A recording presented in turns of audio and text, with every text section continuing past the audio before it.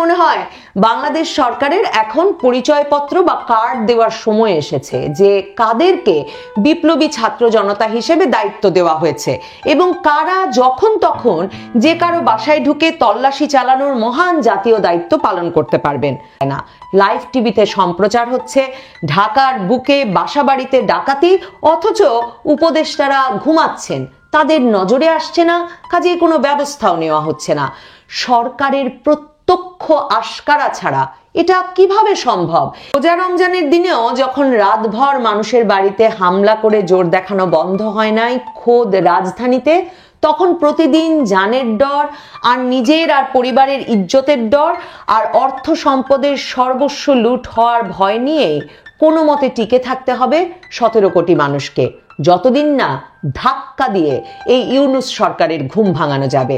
ক্ষমতায় বসানো ছাত্র হাসনাত, সার্জিস সহ বৈষম্য বিরোধী ছাত্রদের নেতাদের দিয়ে দেশটায় মবের রাজত্ব কায়েম করার পর জেগে উঠে একথা যখন উপদেষ্টা পরিষদের বৈঠক শেষে বলা হলো, তখনও ভাবছিলাম সরকার এখন ছাত্রদের দল এনসিপি গড়ে ফেলেছে, হয়তো এবার তাই মববাজি থামিয়ে সত্যি সত্যি তারা ভালো হয়ে যাওয়ার কথা ভাবছে।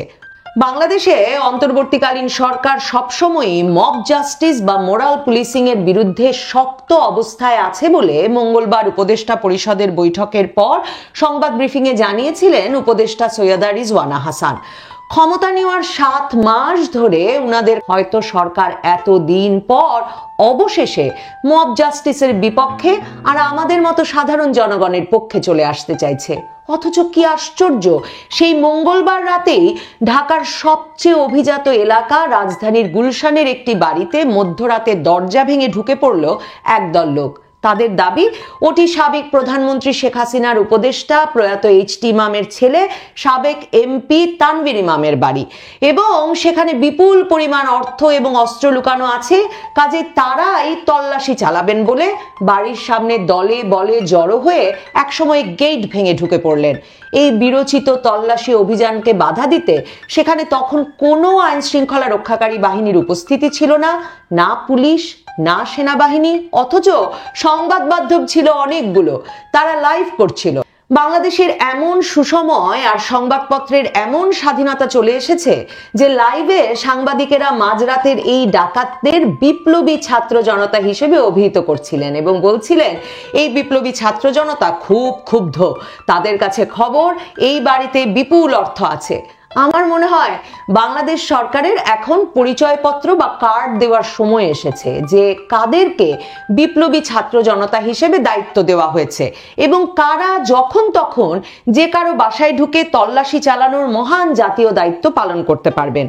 গুলশানের গেট দেওয়া বাসা, যে বাসার নিচে বাড়ির দারোয়ান, ম্যানেজার, ড্রাইভার আছে, সে বাসাতেই যখন এদের ঠেকিয়ে রাখা গেল না, এরা সোজা ঢুকে লাইভ ক্যামেরার সামনে বীরের বেশে 3 তলায় উঠে গেল গভীর রাতে এবং গিয়ে দরজা ধাক্কাতে থাকলো, তখন বুঝতেই পারছেন সাধারণের উচিত হবে এই বিপ্লবী ছাত্র জনতা বাড়ির সামনে এসে জড়ো হওয়া মাত্র বাড়ির দরজা খুলে দেওয়া। কারণ রাস্তায় রামদা ঠেকিয়ে, বাসে অস্ত্র দেখিয়ে ছিনতাই করতে করতে তারা যখন ক্লান্ত হয়ে পড়বেন, তাদের নিশ্চয়ই বাড়ি বাড়ি ঢুকে অর্থ উদ্ধারের প্রয়োজন পড়বেই পড়বে।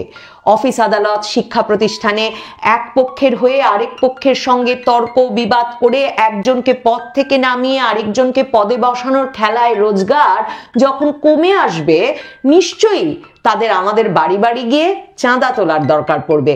কাজেই এই বিপ্লবী ছাত্র জনতাকে পরিচয়পত্র দিয়ে দেওয়া এখন খুবই জরুরি, যাতে আমরা দূর থেকে তাদের চিনে তাদের কাজে সহায়তা করতে পারি।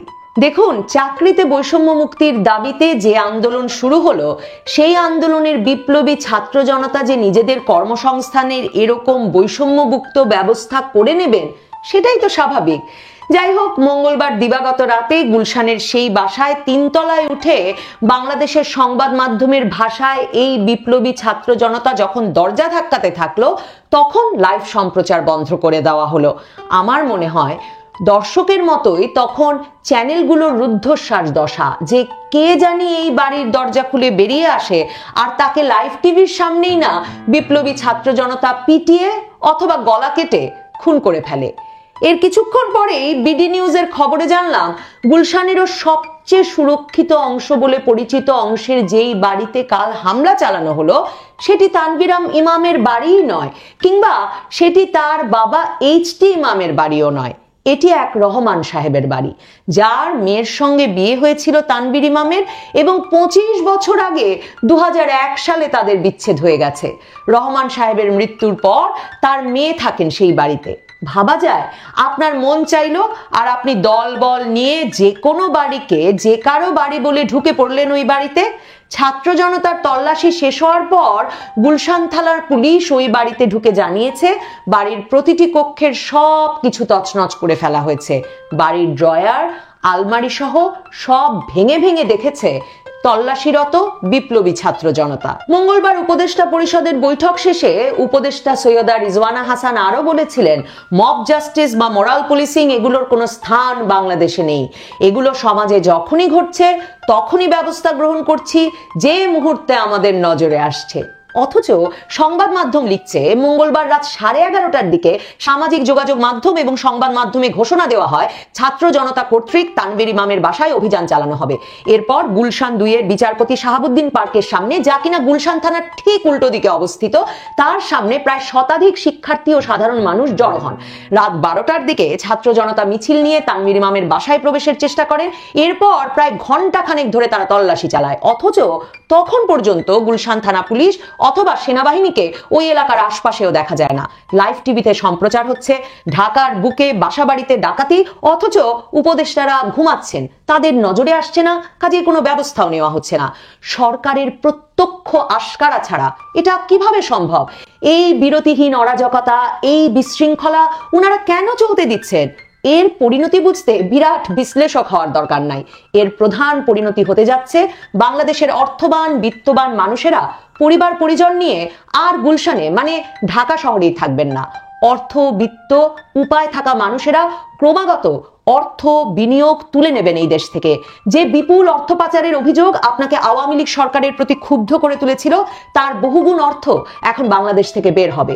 পরিবার পরিজন নিয়ে যার উপায় আছে, বিত্ত আছে, তারা আর ওই দেশে থাকবেন না। জুলাই আগস্টে বিদেশ থেকে যেসব বিপ্লবীরা কালকেই দেশে ফিরে দেশ গড়ায় মনোযোগ দেওয়ার গল্প বলেছিলেন, তাদের কতজনকে ফিরতে দেখেছেন? পরিবার সন্তান পরিজন নিয়ে হিসাব করেছেন কি? আপনার দেশে স্কুল চলছে না, রাস্তায় যান নিয়ে বের হওয়া যাচ্ছে না, বাড়িতে ডাকাত পড়ছে, ওই জঙ্গলে কেউ ফিরবে কেন আর থাকবে কেন? এখন প্রতিদিন দিনভর রাতভর ক্লান্তিহীন দেশ জুড়ে এই মববাজি, ডাকাতি, লুটপাট, অগ্নিসংযোগের খবর যাচ্ছে সারা পৃথিবীতে। আমাদের প্রধান উপদেষ্টা খুব গর্বিত, তাকে সব বিদেশিরা সমর্থন জানিয়েছেন। এই কথা তিনি এই বিবিসির সঙ্গে সাক্ষাৎকারে সম্প্রতিও আরেকবার বলেছেন। আমার বিরাট কোনো জ্ঞানী হওয়ার দরকার নাই। দেখুন, জানের ডরের চেয়ে বড় ডর নাই।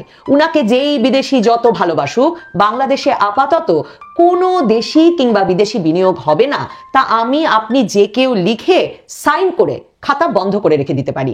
যে দেশে জানের গ্যারান্টি নাই, লুটপাটের ফ্রি লাইসেন্স দেওয়া হয়েছে, বিপ্লবীদের 7 মাসের বেশি সময় ধরে যা ইচ্ছা তাই করতে দেওয়া হচ্ছে, যে দেশে সরকার এসবকে তাদের ক্ষমতায় থাকার উপায় ভাবছে, পুলিশ নাই, সেনাবাহিনী ঝিমায়, সে দেশে দেশি ব্যবসায়ী বিত্তবান মানুষও ক্রমাগত ব্যবসা গুটাবেন, বিদেশে যাবেন। আর যাদের ওই বিনিয়োগের ফলে তৈরি হওয়া অফিস, আদালত, কারখানা, ব্যবসা প্রতিষ্ঠানে চাকরি করে গায়ে খেটে বেতন নিয়ে সীমিত আয়ে সংসার চালানোর কথা ছিল, পরিবার পরিজন নিয়ে বাঁচার কথা ছিল, তারা ওই দেশে না খেয়ে মরবেন। আর ঘুম, সে আর ওই দেশে হবে না।